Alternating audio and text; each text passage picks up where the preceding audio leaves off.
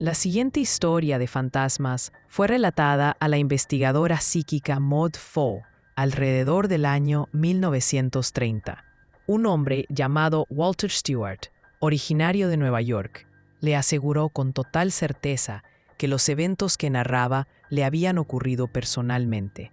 A partir de su testimonio, Maud Foe recopiló esta y otras experiencias en un compendio de historias y fenómenos paranormales registrados en Luisiana durante esa época. El aire estaba impregnado de humedad y sal, con un leve olor a vegetación podrida. En algún rincón olvidado de Luisiana, cerca de los pantanos de arroz, una expedición de cazadores de Nueva York había alquilado una propiedad rural para una jornada de caza. Entre ellos se encontraba Walter, un hombre práctico, escéptico y de mente firme. Lo acompañaban varios colegas y dos imponentes setters bien entrenados. Aquella mañana, el grupo se había adentrado demasiado en la espesura, perdiendo la noción de la orientación. La vegetación era densa, casi asfixiante, y los senderos parecían borrarse con cada paso. El sol, que al principio los había acompañado, comenzó su inevitable descenso, y con él llegó el frío. Las sombras se alargaban entre los árboles, y el miedo comenzó a anidar en sus pensamientos. Tendrían que pasar la noche a la intemperie. Fue Walter quien, al observar entre la maleza, divisó el final de lo que parecía haber sido una avenida de árboles. Aunque ahora invadida por ramas caídas, musgo colgante y enredaderas, aún conservaba la traza de lo que alguna vez fue una entrada majestuosa. Con esfuerzo, se abrieron paso entre la maleza hasta encontrar, en lo alto de una serie de terrazas abandonadas, una casa colonial baja y alargada. Su aspecto era melancólico, como si hubiese estado esperando a alguien durante décadas. Los hombres, esperanzados por encontrar refugio, siguieron un sendero de piedras sueltas que conducía al pórtico. Golpearon la puerta de madera. Silencio. Las ventanas estaban cubiertas con contraventanas firmemente cerradas. Rodearon la estructura. Todo parecía desierto, vencido por el tiempo. Fue entonces cuando Walter, atento a cada sombra, notó un pequeño resplandor parpadeante más allá de las edificaciones traseras. Sin pensarlo, se dirigió hacia allí. El resplandor provenía de una cabaña deteriorada, escondida entre árboles torcidos y maleza crecida. La madera crujía bajo sus pasos mientras se acercaban con cautela. De la puerta emergió un anciano afroamericano, de rostro curtido por el tiempo y mirada penetrante. Llevaba una lámpara de aceite en la mano y parecía tan sorprendido como ellos. «¿Qué hacen aquí?», preguntó con voz grave, mirando con desconfianza al grupo. Walter dio un paso al frente. «Nos perdimos. Solo buscamos un lugar donde pasar la noche. ¿Esa casa está habitada?». El anciano, que se presentó como Jake, bajó la vista y negó lentamente con la cabeza. «Nadie vive allí desde hace muchos años», murmuró, «y no es lugar para dormir». «Créame, señor, no lo es». Pero la insistencia del grupo, unida al cansancio y la oscuridad que ya lo cubría todo, convenció finalmente a Jake de permitirles quedarse. Accedió a encender una hoguera en el vestíbulo de la vieja mansión, ofrecerles café caliente y algo de comida. Sin embargo, antes de guiarlos, advirtió una última vez: «Esa casa no siempre está vacía». Abrió las enormes puertas dobles de caoba tallada con un crujido que resonó como un quejido. Al ingresar, algo extraño ocurrió. Los dos setters, que siempre marchaban confiados, se detuvieron bruscamente, gruñendo con el lomo erizado. Comenzaron a dar vueltas nerviosas, husmeando el aire con inquietud, como si un peligro invisible flotara en el ambiente. Jake los observó con una expresión sombría y murmuró para sí: «Ya se dieron cuenta». Incluso Walter, siempre escéptico, confesaría años después que al cruzar el umbral de la casa, lo invadió una sensación de incomodidad tan intensa como inexplicable, como si el lugar mismo rechazara su presencia. La sala principal era vasta y cubierta de polvo. Los muebles desvencijados parecían fantasmas del pasado. Jake encendió el fuego mientras los hombres se acomodaban, sin imaginar lo que la noche les tenía preparado. Mientras los demás hombres se arropaban con mantas y bebían el café que Jake les había servido, Walter no podía conciliar el descanso. Algo lo inquietaba. Tal vez la atmósfera pesada de la casa o los lamentos del viento al rozar las contraventanas. Sin pensarlo mucho, decidió subir por la ancha escalera, atraído por una mezcla de curiosidad y desasosiego. El segundo piso se abría en una galería polvorienta. Las puertas de las habitaciones crujían al menor contacto.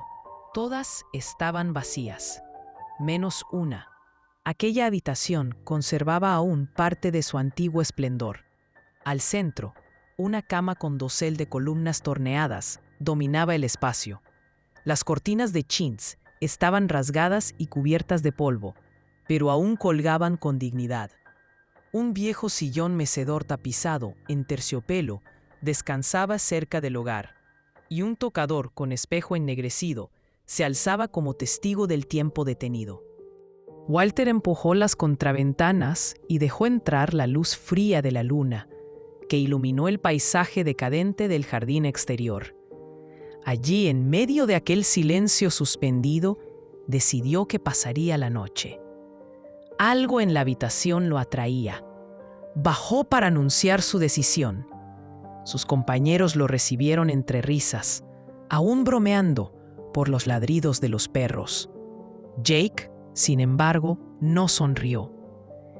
¿Estás seguro de dormir allá arriba?, preguntó con tono serio. Por supuesto, respondió Walter. No creo en fantasmas, si eso es lo que sugiere. Jake bajó la mirada, removiendo el café en su taza. Entonces no me culpes si ve cosas que no quiere ver. Walter esbozó una sonrisa incrédula, más terco que nunca. Jake accedió a subir y encender el fuego en la chimenea de la habitación. Poco después, Walter se acomodó en el lecho improvisado, con su abrigo como almohada y la manta cubriéndole los hombros.